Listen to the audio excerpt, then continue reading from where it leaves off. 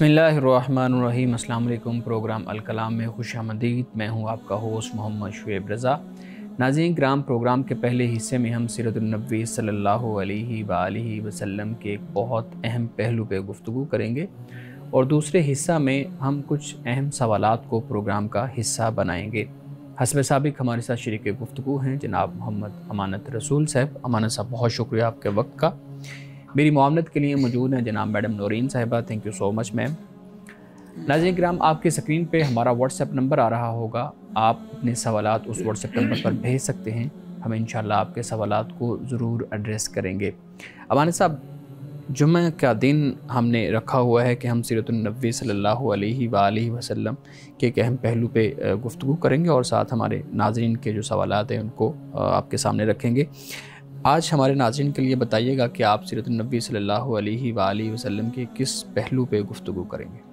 बिस्मिल्लाहिर्रहमानिर्रहीम। आज सीरतुन नबी सल्लल्लाहु अलैहि वसल्लम के हवाले से हम इस मौजू पे बात कर रहे हैं कि रसूलुल्लाह सल्लल्लाहु अलैहि वसल्लम आमतौर पर दिन कैसे अपना गुजारा करते थे। यानी जब आप मदीना तो नबी सल्लल्लाहु अलैहि वसल्लम में मौजूद हैं तो आप उस माहौल में, उस महल्ले में, इलाके में आपका तरीक़ाकार क्या था, सारा दिन आप किस तरह गुजारा करते थे। सबसे पहले तो बात यह है कि रसूलुल्लाह सल्लल्लाहु अलैहि वसल्लम रात को अगर 3 हिस्सों में हम तकसीम कर लें तो आखिरी हिस्से में आप उठा करते थे। यानी पहले आप आराम फरमाते, फिर उसके बाद आप उठते और आपके लिए वज़ू का पानी और मिसवाक ये इंतज़ाम कर दिया जाता था। तो आप उठकर वज़ू फरमा कर मिसवाक करके फिर आप तहज्जुद की नमाज़ अदा करते थे। आप कह सकते हैं कि सर्दियों के 3 बजे, यानी यहाँ हमारे सर्दियों के 3 बजे और गर्मियों के 2 बजे ये वक्त होता था रसूलुल्लाह की तहज्जुद की नमाज का। तो आप वज़ू फरमाने के बाद नमाज तहज्जुद आप अदा फरमाते और फिर नमाज फ़ज्र से पहले आप कुछ देर के लिए आप आराम फरमाया करते थे। यानी यूँ समझ लीजिए जो वक्त सहरी का होता है आम तौर पर उस वक्त आप अलैहिस्सलातु वस्सलाम आप आराम फरमाते और फिर उसके बाद नमाज फ़ज्र से पहले 2 रकात आप, जिन्हें सुन्नतें कहा जाता है, वो आप अदा फरमाते हैं। ये 2 रकात हुज़ूर अलैहिस्सलातु वस्सलाम ने इसकी भी पाबंदी फरमाई। और फिर उसके बाद नमाज फ़ज्र के लिए आप तशरीफ़ ले जाते, नमाज फ़ज्र सहाबा को पढ़ाते, इमामत फरमाते। तो उसके बाद फिर आप बैठ जाया करते थे, सहाबा आपके आसपास बैठ जाते, यानी एक मजलिस मुनाकिद हो जाती। सहाबा उसमें अपने ख्वाबों को बयान करते तो आप ख्वाबों के हवाले से गुफ्तगू फरमाते, या कोई ताबीर होती तो वो आप बता दिया करते थे।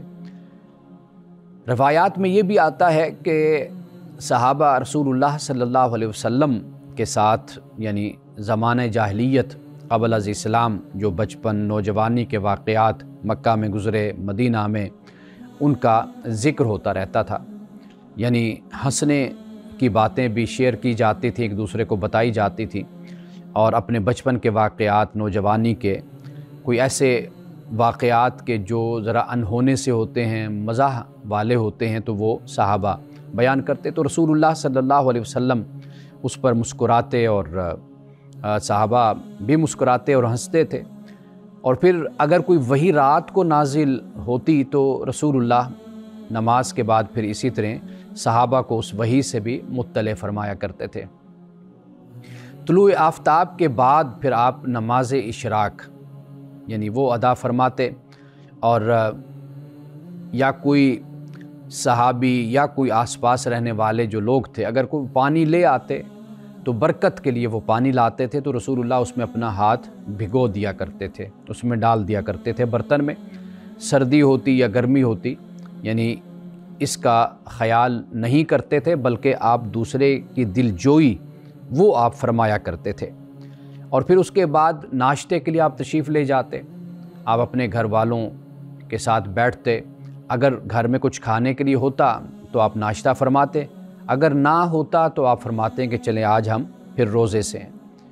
और फिर उसके बाद आना जाना, फिर यानी आप किसी सहाबी के पास تشریف لے جاتے، کوئی آپ کے پاس آتا، کبھی حضرت ابو بکر صدیق رضی اللہ تعالیٰ عنہ کے پاس، اور کبھی حضرت علی، یعنی جب شادی ہو گئی، نکاح ہو گیا، رخصتی ہو گئی سیدہ فاطمہ الزہرا کی، پھر کبھی ان کے ہاں آپ تشریف لے جاتے، کبھی کسی صحابی کے پاس۔ تو وہ ایک دعوت کا اور ملنے جلنے کا ایک وقت یہ ہوتا۔ پھر نماز ظہر آپ ادا فرماتے۔ نماز ظہر کی جو روایات آتی ہیں تو وہ تقریباً کوئی 14-15 منٹ کی نماز، یعنی آپ فرض آپ ادا فرماتے تھے، یعنی پڑھاتے تھے۔ پھر اس کے بعد قیلولہ ہوتا۔ قیلولہ کا مطلب یہ نہیں کہ کوئی زیادہ ٹائم، یعنی مختصر وقت کے لیے، جیسے آج بھی ڈاکٹرز بھی یہ بات بیان کرتے ہیں کہ بھی اگر کچھ وقت کے لیے انسان ریلیکس ہو جائے، چاہے کوئی 5 منٹ ہوں، 10 منٹ ہوں، 7 منٹ، 15 منٹ، تو انسان ایک دفعہ پھر اگلے مشن کے لیے، اگلے کام کے لیے تیار ہو جاتا ہے۔ تو رسول اللہ صلی اللہ علیہ وسلم چونکہ رات کو پھر آپ عبادت فرماتے تھے، تو آپ پھر قیلولہ ضرور آپ فرماتے۔ اب اس قیلولہ کے بعد پھر دوپہر کا کھانا وہ آپ تناول فرماتے، اور وہ یعنی دوپہر کا جو کھانا تھا وہ کسی کے ساتھ بھی ہوتا تھا، گھر میں ہوتا تھا، یا جہاں بھی اس کا انتظام ہوتا۔ اور پھر نماز عصر آپ ادا فرماتے۔ نماز عصر بھی اسی طریقے سے کوئی 8-10 منٹ کی نماز عصر، یعنی فرض نماز ہوتی۔ اور پھر اس کے بعد یا تو آپ علیہ الصلوۃ والسلام کوئی نصیحت، کوئی واعظ صحابہ کو جمع فرما کر آپ بیان کرتے، یا پھر یہ تھا کہ گھریلو کاموں میں بھی آپ شریک ہوتے تھے۔ حضرت عائشہ صدیقہ رضی اللہ تعالیٰ عنہ اور آپ کے باقی ازواج بھی اس بات کو بیان کرتی ہیں کہ رسول اللہ گھر تشریف لاتے تھے تو کوئی کپڑا سینا ہوتا تھا، اس میں شریک ہو جاتے، کوئی صفائی ستھرائی کا کام ہوتا اس میں شریک ہو جایا کرتے تھے، اپنے نالین، اپنے جوتے وہ آپ گانٹھ لیا کرتے تھے۔ اس طرح چھوٹے موٹے کام جو گھر کے ہوتے ہیں وہ آپ علیہ الصلوۃ والسلام آپ ان کاموں میں بھی شرکت فرمایا کرتے تھے۔ اور پھر اس کے بعد نماز مغرب کا وقت ہو جاتا، تو نماز مغرب کی آپ امامت فرماتے، اور اس میں قصر مفصل جس کو کہا جاتا ہے، البینہ جو صورت ہے وہاں سے لے کر ناس تک، آخری صورت تک، اس میں سے کچھ آپ تلاوت فرماتے نماز مغرب میں۔ اور پھر شام کا کھانا ہو جاتا، یعنی نماز مغرب کے بعد آپ شام کا یعنی ڈنر جسے ہم کہتے ہیں وہ آپ تناول فرماتے۔ اور پھر نماز عشاء آپ اس کی امامت فرماتے تھے، اور اس میں سورۃ اللیل ہے، سورۃ الشمس ہے، یا سورۃ الاعلیٰ آپ اس کی تلاوت فرمایا کرتے تھے۔ چونکہ 2 رکعتوں میں جو تلاوت ہے وہ بالجہر، قرات بالجہر ہوتی ہے، تو آپ علیہ الصلوۃ والسلام ان کچھ بڑی صورتوں کا آپ عشاء کی نماز کے لیے انتخاب فرمایا کرتے۔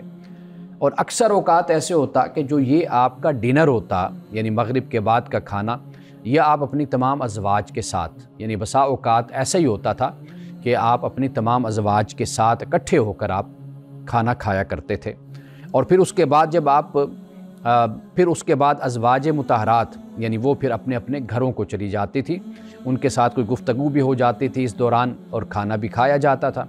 اور وہ جس زوجہ کی باری ہوتی تھی کہ آپ نے رات ان کے پاس گزارنی ہے تو پھر آپ انہی کے پاس رہ جاتے، یعنی جس زوجہ کی باری ہوتی تو وہیں پر ہی کھانا اور انتظام کر لیا جاتا، تو مل جل کر سب بیٹھ کر جو بھی سادہ کھانا ہوتا تھا وہ تناول فرماتے۔ ازواج مطہرات پھر اپنے گھروں کو چلی جاتی، اور اس زوجہ جس کے پاس آپ نے رات کو قیام فرمانا ہوتا تھا تو آپ اس کے پاس ہوتے۔ اب آپ عشاء کی نماز پڑھ کر آتے۔ روایات سے ہمیں یہ معلوم ہوتا ہے کہ کچھ وقت کے لیے رسول اللہ گفتگو فرمایا کرتے تھے، یعنی گفتگو فرمانے سے مراد یہ ہے کہ وہ خاتون یعنی آپ کی زوجہ محترمہ کوئی اپنی دل کی بات، کوئی ذاتی بات کوئی شیئر کرنا چاہتی ہوں تو ان کے لیے رسول اللہ صلی اللہ علیہ وسلم نماز عشاء کے بعد تھوڑی سی گفتگو فرماتے۔ تو پھر اس کے بعد آپ علیہ الصلوۃ والسلام کا یہ طریقہ تھا کہ پھر آپ آرام فرماتے، یعنی آپ نیند کیا کرتے تھے، اس لیے کہ پھر رات کو آپ نے سردیوں میں جیسے میں نے بتایا کہ 3 بجے اور گرمیوں میں 2 بجے آپ پھر اٹھتے تھے، اور پھر اسی روٹین سے ہی آپ اپنی زندگی کا اور دن کا اپنا آغاز کرتے تھے۔ لیکن ایک بات یہاں پہ میں بیان کرتا چلوں، یہ جو کچھ بھی میں نے بیان کیا ہے یہ اختصار کے ساتھ بیان کیا، ورنہ اسی دن میں ہی صحابہ کے ساتھ جنگی معاملات بھی ڈسکس ہو رہے ہوتے تھے، اسی میں ہی نکاح و طلاق کے مسائل بھی آتے تھے، اسی میں صحابہ کو نصیحتیں بھی کی جاتی تھیں، اسی میں ہی مدینہ میں ہیں تو اہل کتاب کے ساتھ معاملات ہوتے تھے، مکہ میں ہیں تو کفار و مشرکین کے ساتھ بھی معاملات تھے۔ تو گویا کہ سیاسی معاملات ہوں، معاشرتی معاملات، سماجی معاملات، خاندانی معاملات، وہ سب کے سب انہی اوقات میں ہی زیر بحث آتے تھے۔ اور رسول اللہ صلی اللہ علیہ وسلم آپ ایک حکمران بھی تھے، آپ فوج کے سپہ سالار بھی تھے، یعنی جو جماعت تھی مسلمانوں کی اس کے سپہ سالار بھی تھے، آپ چیف جسٹس بھی تھے، اللہ نے آپ کو نبی اور رسول بنا کر بھیجا۔ تو یہ تمام جو ذمہ داریاں تھیں جو معاشرے میں ادا کرنی ہوتی ہیں، تو رسول اللہ صلی اللہ علیہ وسلم انہی اوقات میں ہی اپنے اس حوالے سے بھی اپنے صحابہ کی، مسلمانوں کی رہنمائی فرمایا کرتے تھے۔ ناظرین کرام، یہاں وقت ہوا چاہتا ہے ایک بریک کا، ہمارے ساتھ رہیے گا۔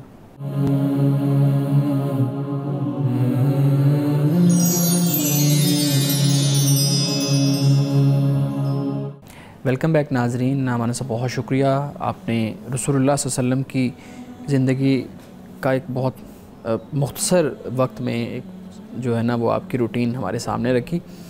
اور بڑا مشکل ہوتا ہے کہ ایک شخص جس کے پاس انٹرنیشنل ڈیلیگیشن بھی آ رہے ہیں، جس کے پاس مقامی جو لوگ ہیں وہ بھی اپنے مسائل لے کے آ رہے ہیں، پھر نبوت کے جو معاملات ہیں، نبوت رسالت کے وہ بھی ہیں، پھر لوگوں کے فیصلے بھی ہیں، معاملات بھی ہیں، تو ایک شخص اتنا بیزی اور پھر اس کی لائف اتنی آرگنائز، یہ واقعی ہی جو قرآن کہتا ہے کہ بہترین نمونہ ہے رسول اللہ صلی اللہ علیہ وسلم کی لائف، اور اس کا ہمیں عملی پہلو جو ہے نا وہ نظر آتا ہے۔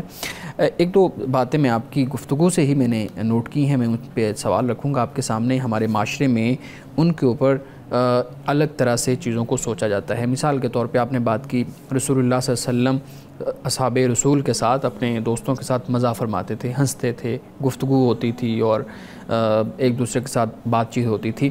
لیکن ہم دیکھتے ہیں کہ ہمیں ایسی روایات ہمارے سامنے آتی ہیں جن میں یہ بتایا جاتا ہے کہ رسول اللہ صلی اللہ علیہ وسلم ہنستے اس طرح نہیں تھے کہ آپ کے دانت نظر آئیں۔ رسول اللہ صلی اللہ علیہ وسلم نے آپ کی ایک روایت بیان کی جاتی ہے کہ جو ہنسنا ہے، زیادہ ہنسنا ہے، وہ دل کو مردہ کر دیتا ہے۔ تو ہمارے ہاں پھر ایک سنجیدگی والا جو نقطہ نظر ہے وہ زیادہ سامنے آتا ہے، اور اگر ہم کسی مذہبی شخص کو، کسی اسکالر کو ایسے کھل کے، جس طرح ہمارے ہاں کھل کے ہنسنا ہوتا ہے، کہکا لگا کے اس طرح ہنستا دیکھ بھی لیں تو ہم کہتے ہیں کہ یہ دیکھیں یہ مذہبی ہے اور اس کے کام دیکھیں۔ تو آپ اس پہلو پہ بات کیجئے گا کہ واقعی جو ہمارے ہاں ایک رویہ دکھایا جاتا ہے اور رسول اللہ صلی اللہ علیہ وسلم کی زندگی سے اسی طرح سے ہمیں سبق ملتا ہے۔ اچھا، میں ترتیب کے ساتھ بیان کر دیتا ہوں۔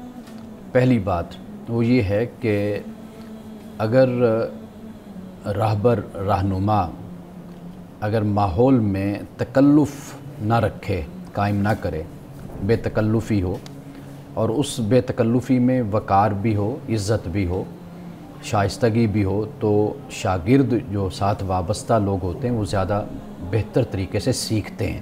بالکل، بے شک۔ ایک تو یہ بات ہے۔ رسول اللہ صلی اللہ علیہ وسلم سے صحابہ نے بہت کچھ سیکھا، یعنی آپ نے فرمایا کہ میں معلم ہوں، اللہ نے مجھے معلم بنا کر بھیجا، تو گویا کہ صحابہ رسول اللہ کے پھر متعلم ہو گئے، شاگرد ہو گئے آپ کے۔ ٹھیک۔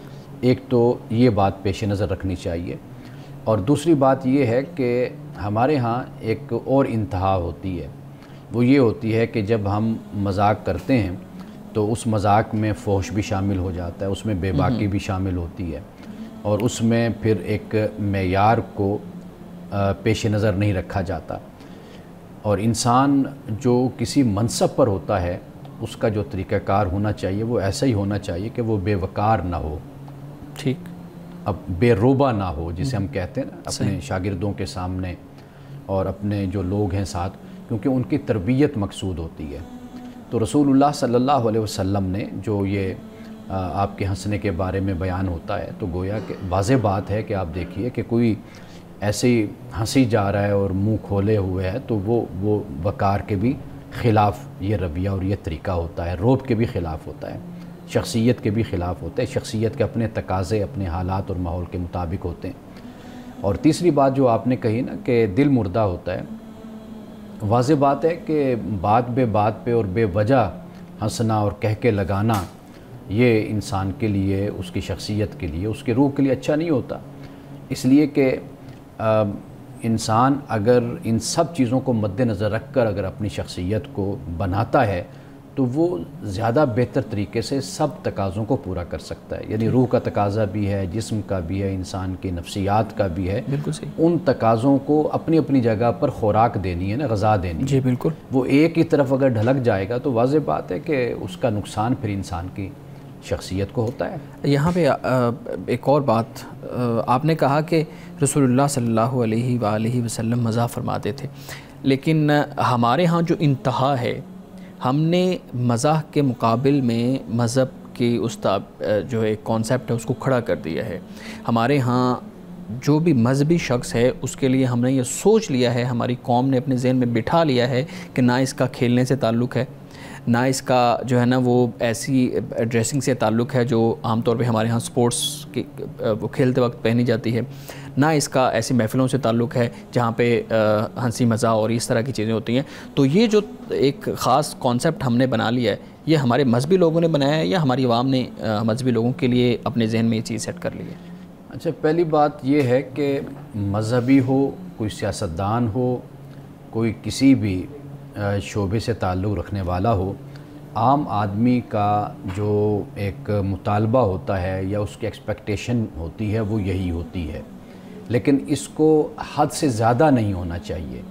یعنی مثال کے طور پر ہم نے وہ ایک بچپن میں لڑکپن میں ڈرامہ تھا، تو اس میں ایک مولانا جو ہیں وہ سمندر کے کنارے پھر رہے ہیں، تو ان کے نمازی وہاں پر ان کو مل گئے. انہوں نے دیکھ کر مولانا سے کہا کہ مولانا آپ یہاں پر، تو ان کا بھائی مولانا انسان نہیں ہے کہ وہ اگر سمندر کے کنارے آ گئے ہیں، یہاں پر واک کر رہے ہیں، پھر رہے ہیں.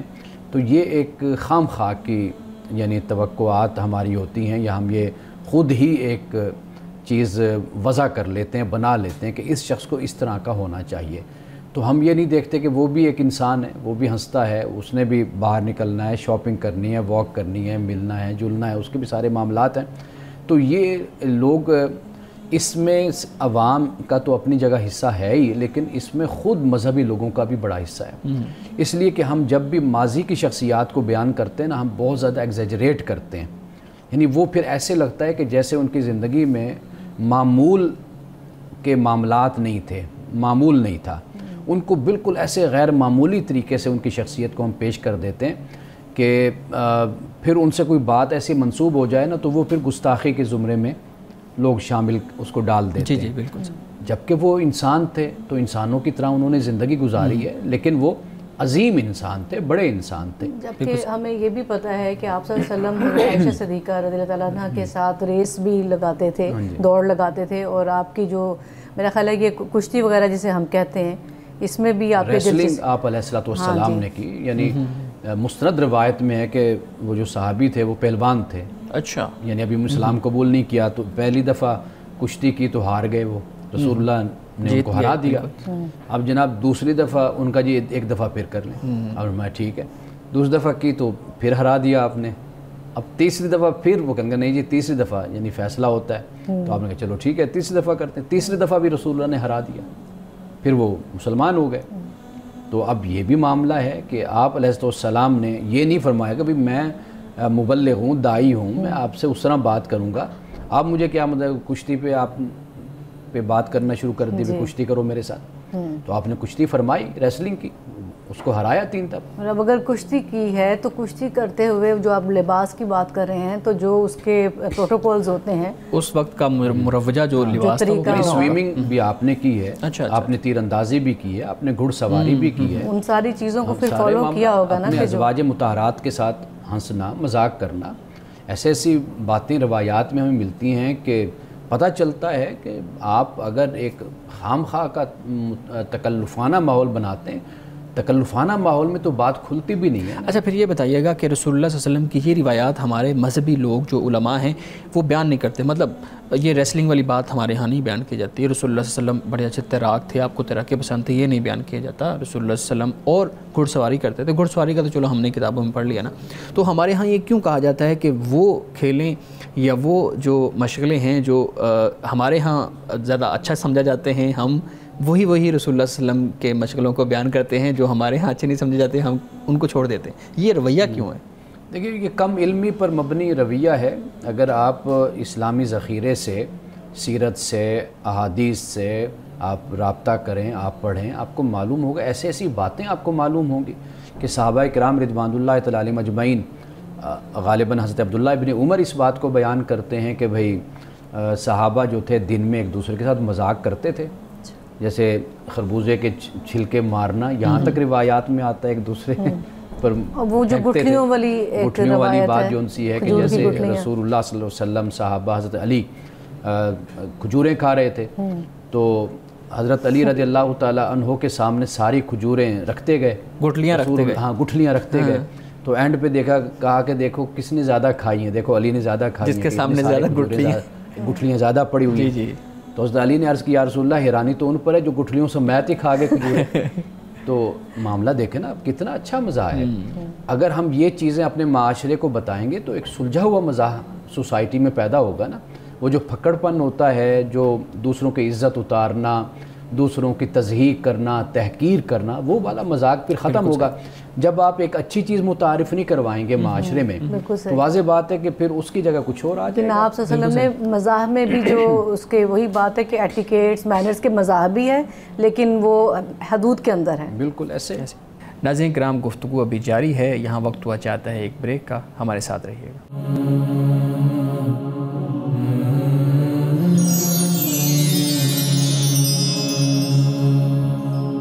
پروگرام میں ایک دفعہ پھر خوش آمدید۔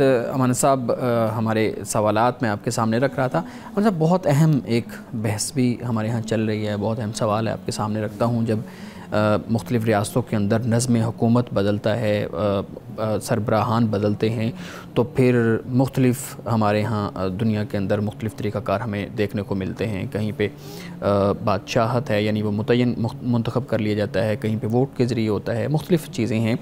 تو سوال بنیادی طور پہ میرا یہ ہے کہ اگر کسی ریاست کے اندر نظم حکومت تبدیل ہوا، حکومت تبدیل ہوئی، اور کسی ایک شخص کو ایسے شخص کو جس کا ایکسپیرینس بہت کم ہے، جس کی اس فیلڈ کے اندر کوئی ایکسپیرینس نہیں ہے، کوئی اس کا کام نہیں ہے، اس کو باہر سے لا کے اس کی حکومت کے جو ایک وہ عہدہ ہے اس کے اوپر بٹھا دیا جاتا ہے، سربراہ بنا دیا جاتا ہے۔ اب جو لوگ ہیں ان کے لیے پھر یہ کنفیوژن پیدا ہو جاتی ہے کہ اب وہ بغاوت والا رویہ اپنائیں، وہ مخالفت والا رویہ اپنائیں، یا اس چیز کو تسلیم کر لیں اور پھر وہ چلتا رہنے دیں۔ آپ کی اس پہ کیا رائے ہے؟ سب سے پہلے بات جو سمجھنے والی ہے، اصولی بات ہے، دیکھیے ایک ہوتا ہے کہ کیا ہونا چاہیے، دوسری صورت ہوتی ہے کہ کیا ہو رہا ہے۔ ٹھیک، ایک واٹ اور ٹو بھی کہتے ہیں انگلش میں، اور ایک ہے واٹس ہیپننگ، کیا ہو رہا ہے۔ اب جو آئیڈیل صورت ہوتی ہے نا، وہ اس کا حصول بہت وقت کے بعد ہوتا ہے کہ آپ ایسی چیز حاصل کر پائیں جس کو آپ آئیڈیلائز کرتے ہیں، جو واقعی بہت ہی اعلیٰ صورت بن جاتی ہے، وہ اعلیٰ حالت ہوتی ہے۔ دوسرا جو معاملہ ہوتا ہے وہ ہوتا ہے کہ واٹس ہیپنڈ یا واٹس ہیپننگ، کیا ہو رہا ہے۔ آپ جب کسی سچویشن میں، کسی حالت میں ڈالے جاتے ہیں تو آپ وہاں پر جو بہترین طریقہ اور راستہ ہوتا ہے آپ اس کو اختیار کرتے ہیں۔ یہی ہمیں رسول اللہ صلی اللہ علیہ وسلم کی سیرت سے بھی ملتا ہے، یہی صحابہ کرام کا طریقہ بھی تھا، اور یہی بعد میں آنے والے فقہاء علماء نے بھی اپنی کتابوں میں اس بات کو لکھا۔ خاص طور پر نظم حکومت اور ریاست اور سیاست کے بارے میں جس طرف آپ نے سوال کیا، آپ نے اشارہ کیا، تو یہ جو دوسرا معاملہ ہوتا ہے نا، اس میں یہ اس لیے اختیار کیا جاتا ہے کہ اس میں جو بہترین صورت ہو آپ اس کو، جو بہترین حال ہو اس کو اختیار کرتے ہیں۔ بنیادی وجہ کیا ہے؟ بنیادی وجہ یہ ہے کہ ان معاملات میں آپ اس بات کو پیش نظر رکھ کر آپ فیصلہ دیتے ہیں یا فیصلہ کرتے ہیں یا رائے دیتے ہیں، مشورہ دیتے ہیں۔ وہ یہ ہوتا ہے ایک تو جانوں کا نقصان، یہ سب سے بڑی بات ہوتی ہے، جسے آپ فساد فی الارض کہہ لیں، آپ اس کو انتشار فی الارض کہہ لیں، وہ سب سے اہم ہوتا ہے کہ بھئی لوگوں کی جانیں ضائع نہ ہوں اور اس طریقے سے ملک میں انتشار نہ ہو کہ جس سے آپ پھر حالات کو سنبھال نہ سکیں اور استحکام پھر آپ کو حاصل نہ ہو سکے۔ یہ دوسری صورت ہو جاتی ہے، یعنی ہم جس سچویشن میں ڈالے گئے تو اس میں ہم نے کیا فیصلہ کیا۔ ٹھیک ہے، یعنی ایک یہ ہے، یہ اندرونی اور داخلی طور پر بات کر رہا ہوں۔ کئی دفعہ ایسے ہوتا ہے کہ آپ بامبر مجبوری تغلب کو جسے ہم کہتے ہیں، یا جس طرف آپ نے اشارہ کیا کہ اس کو ہم اس لیے قبول کر رہے ہوتے ہیں کہ کچھ خارجی حالات اور کچھ داخلی حالات وہ ہمیں اسی صورت کو قبول کرنے کی طرف راغب کرتے ہیں یا مجبور کرتے ہیں کہ آپ اس کو قبول کر لیں، اگرچہ وہ حالت کو آئیڈیل نہیں ہوتی لیکن مجبوراً کوئی آپشن نہیں ہوتی، کوئی آپشن نہیں ہوتی تو آپ اس کو پھر قبول کرتے ہیں۔ تو یہ ذہن میں یہ بات رکھنی چاہیے کہ کوئی کسی کا نہ حامی ہوتا ہے نہ کوئی کسی کا مخالف ہوتا ہے۔ اصل جو بات ہے وہ یہ ہے کہ دانشور ہو، کوئی عالم ہو، کوئی اسکالر ہو، وہ حمایت اور مخالفت سے بلند ہو کر وہ دیکھتا ہے کہ ملک، ریاست، معاشرہ اور پھر ہمارے آس پاس کے جو حالات اور ماحول ہیں، مثال کے طور پر آپ دیکھیے لیبیا کی صورتحال، آپ عراق کو دیکھ لیجئے، ابھی ریسنٹلی آپ شام کو آپ دیکھ لیجئے، یہ جو حالات ہیں، اور پھر ہم جس خطے میں اور جس ٹکڑے پہ اس وقت ہم رہ رہے ہیں، ہمارے ایک طرف ایک ملک ہے، دوسرا ملک ہے، مثال کے طور پر افغانستان کو آپ دیکھ لیجئے، وہاں پر کس طرح کا اسلام اور کیا صورت ہے وہ ہمارے سامنے اس وقت نظر آ رہی ہے۔ آئے دن نئی سے نئی خبریں بھی ہمیں ملتی رہتی ہیں، اور پھر پاکستان کے افغانستان کے ساتھ جو معاملات چل رہے ہیں اس وقت سیاسی حوالے سے، حملہ ہوتا ہے، اٹیک ہوتا ہے، اس کا جواب دیا جاتا ہے۔ ایک طرف انڈیا ہے، اس کے ساتھ بھی حالات نارمل ہمارے نہیں اچھے نہیں ہیں۔ اب یہ جو صورتحال ہے نا، اس میں پھر ہمیں یہ دیکھنا ہے کہ ہم آیا کہ اندرونی انتشار سے کس طرح ہم بچ سکتے ہیں اور اس کو کیسے کم کر سکتے ہیں، اور وقتی طور پر ہی صحیح وہ آئیڈیل پہ تو سب کا اتفاق ہوتا ہے، آپ کا میرا سب کا اتفاق ہے کہ وہ ڈیموکریسی ہے، وہ جمہوریت ہے، ایسی جمہوریت کے جو دنیا میں ہمیں نظر آتی ہے، امن کے ساتھ معاشی استحکام ہوتا ہے، ہر کوئی اپنے اپنے شعبوں میں کام کر رہا ہے، اپنے اپنے اداروں میں کام کر رہا ہے، کوئی ادارہ دوسرے کے معاملات میں دخل اندازی نہیں کرتا، ہر کسی کی حدود ہے اور وہ ان کا پابند ہے۔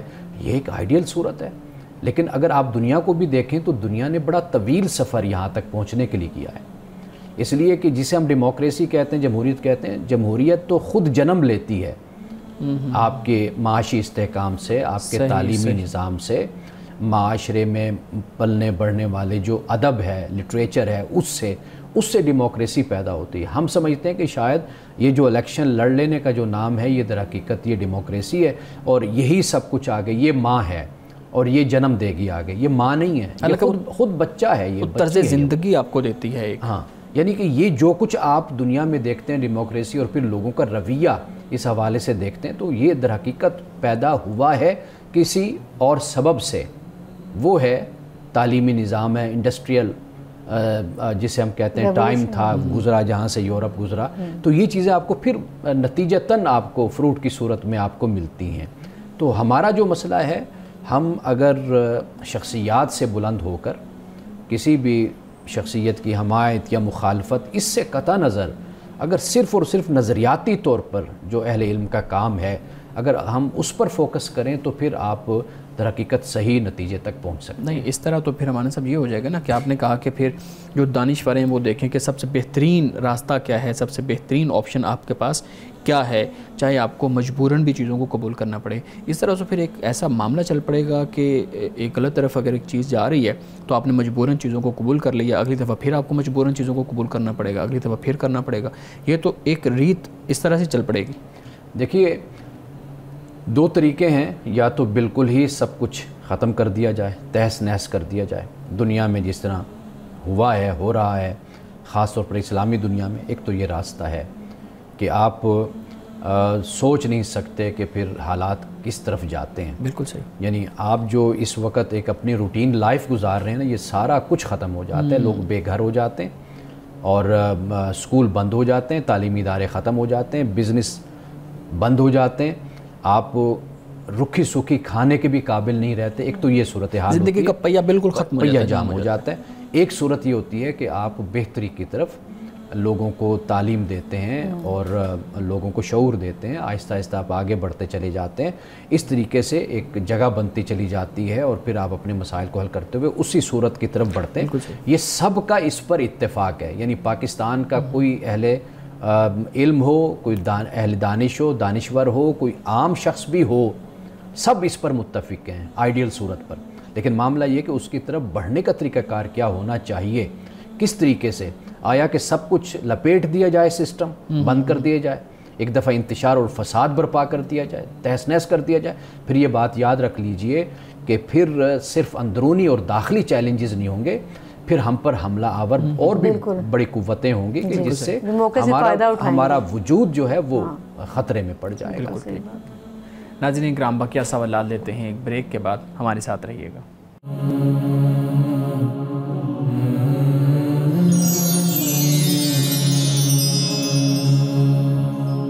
پروگرام ایک دفعہ پھر خوش آمدید۔ جی میڈم، آپ سوال کرنا چاہ رہے تھے۔ جی امان صاحب، چونکہ رجب کا مہینہ شروع ہو چکا ہے تو ہم دیکھتے ہیں کہ لوگوں میں رجب کے حوالے سے کچھ غلط فہمیاں بھی پائی جاتی ہیں، اور بلکہ کچھ اعمال ایسے ہیں جو اس مہینے کے ساتھ خاص کر دیے جاتے ہیں۔ تو میں چاہتی ہوں کہ میں اس حوالے سے کچھ ایسی باتیں پوچھوں، لوگوں کی رہنمائی ہو سکے۔ اچھا، رجب کے اب سال کے 12 مہینے ہیں، لیکن جو ہم دیکھتے ہیں کہ حرمت والے مہینے ہیں وہ 4 بتائے جاتے ہیں، اس کی کیا خاص وجہ ہے؟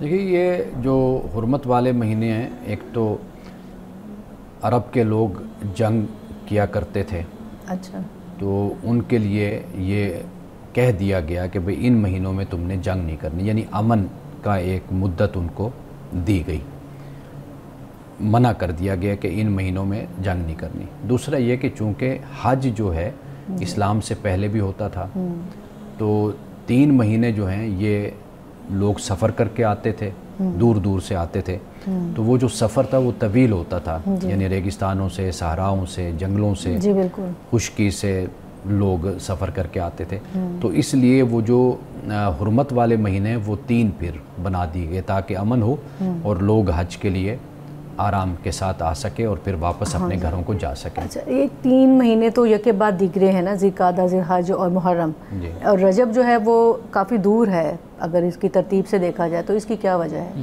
اچھا، اس کے بارے میں ایک تو یہ کہا جاتا ہے کہ بھئی لوگوں نے عمرہ بھی کرنا ہوتا تھا، تو یہ عمرے کے لیے رجب کا مہینہ ہوتا تھا، اچھا، یعنی لوگ عمرے پہ آنا جانا اس کے لیے، باقی جو 3 مہینے تھے یہ حج کے لیے ہوتے تھے۔ صحیح۔ ایک بات، آخری بات جو ہے، اس کا جو علم ہے وہ اللہ کے پاس ہے، اللہ نے حکم دیا تو ہم اس کے پابند ہیں۔ باقی جو تھوڑی بہت ہمیں حکمت سمجھ آتی ہے وہ میں نے آپ کو بتا دی کہ ان مہینوں کو چننے کا سبب اور اس میں حکمت کیا ہے، وہ جہاں تک ہماری عقل ہے، جہاں تک ہم سمجھ سکتے ہیں، وہ ہمیں یہ سمجھ بات آتی ہے۔ اچھا، ایک حدیث ہے جو سوشل میڈیا پہ رجب کے حوالے سے بڑی سرکولیٹ کر رہی ہے، اب میں پوچھنا چاہتی ہوں، یہ جو ہے اللہم بارک لنا فی رجبی و شعبانہ و بلغنا رمضانہ، کیا یہ حدیث جو سے صحیح ہے یا ضعیف ہے؟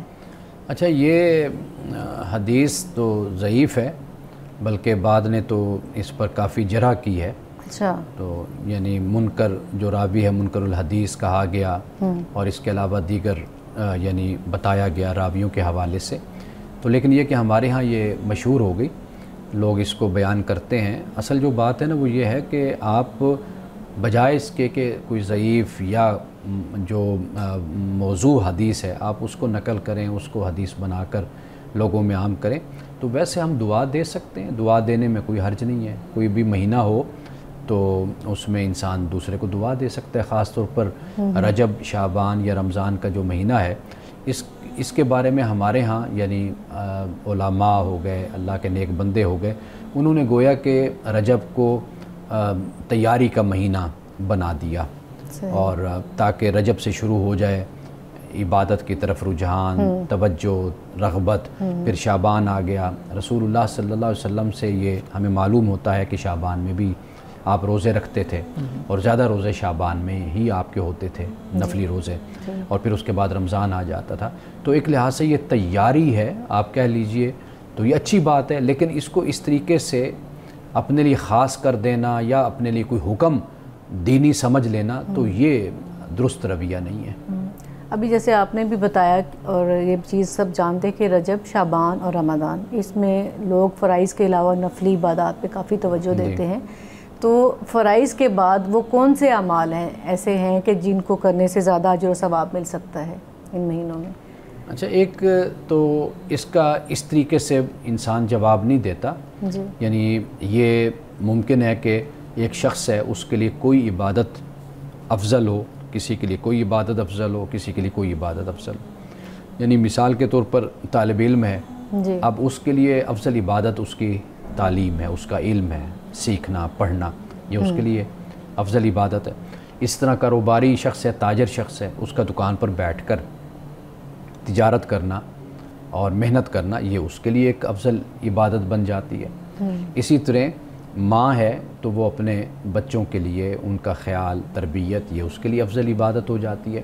لیکن ایک جو ہے جو مشترکہ عبادت آپ اس کو سمجھ لیجئے، وہ یہ کہ اللہ کا ذکر ہے، اللہ کی یاد ہے، کہ انسان اپنی زبان سے، اپنے دل سے اپنے رب کو یاد رکھے۔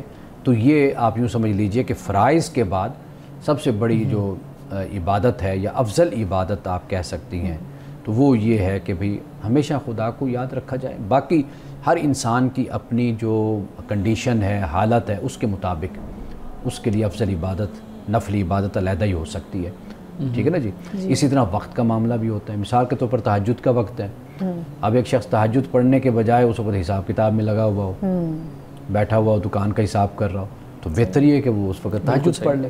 اب وقت کا بھی معاملہ ہو جاتا ہے، مثال کے طور پر کوئی مکہ المکرمہ میں ہے، اب وہاں آپ کعبۃ اللہ کو دیکھتے رہیں، بیٹھ کر زیارت کر، یہ افضل عبادت ہے، طواف کرتے رہیں، یہ افضل عبادت ہے۔ تو اگر آپ وہاں پر بیٹھ کر کوئی اور عبادت یا کوئی اچھا کام کریں، وہ بہت اچھی بات ہے، وہ تو آپ پاکستان میں بھی آ کر سکتے ہیں۔ تو آپ جب بھی بیٹھیں کعبۃ اللہ کی زیارت کرتے رہیں، تو یہ عبادت وہاں پر اپنی جگہ اور مقام کے حساب سے، تو لہٰذا اس کا مختلف، یعنی ہر کسی کے لیے مختلف ہی جو عبادت ہے وہ افضل ہوگی۔ بالکل ٹھیک ہے۔ تو کچھ لوگ اس چیز کو بھی بڑا پریفر کرتے ہیں کہ رجب کے مہینے میں عمرہ کرنا، سمجھتے ہیں کہ یہ زیادہ اجر و ثواب کا باعث ہے، یہ بات ٹھیک ہے؟ نہیں، وہی بات میں اس پہ عرض کروں گا کہ آپ اس طریقے سے خاص نہ کریں کہ جی رجب میں ہم کریں گے تو پھر تو ہمیں بہت ثواب ہوگا، رجب کے علاوہ باقی کسی مہینے میں ہم اگر عمرہ کرتے ہیں تو ہمیں اتنا ثواب نہیں ملتا۔ تو یہ جو عقیدہ ہے، یہ جو تصور ہے، یہ غلط ہے۔ آپ جس مہینے میں آپ کریں گے، اللہ تعالیٰ اس میں آپ کو اجر ثواب عطا کرے گا۔ مولانا صاحب آج کی حدیث مبارکہ بیان کیجیے گا۔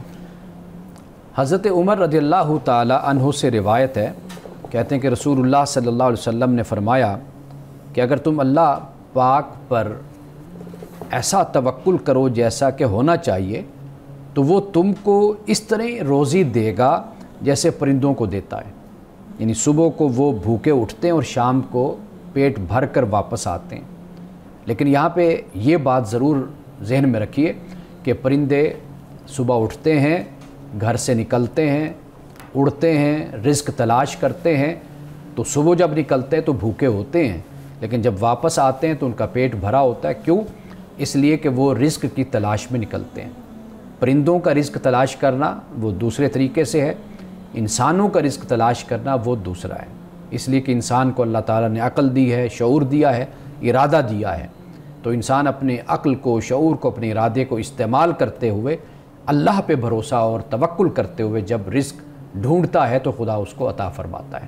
ناظرین کرام، اس دعا کے ساتھ اپنے پروگرام کا اختتام کریں گے۔ اللہ رب العزت حسن کلام اور تاثیر کلام عطا فرمائے، ہماری زبان کی گروں کو کھول دے اور سننے والوں تک خیر کا پیغام پہنچے۔ اجازت دیجیے، خدا حافظ۔